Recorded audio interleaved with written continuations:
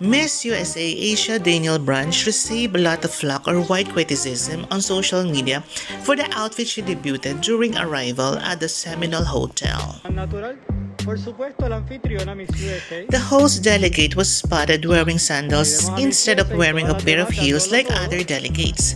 Some critics commented that this may be her strategy for the competition.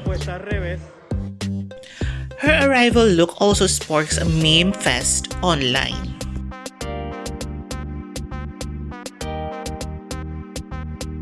Upon checking into her room, Asya took to Instagram and captioned her photo, ready for the fun to begin.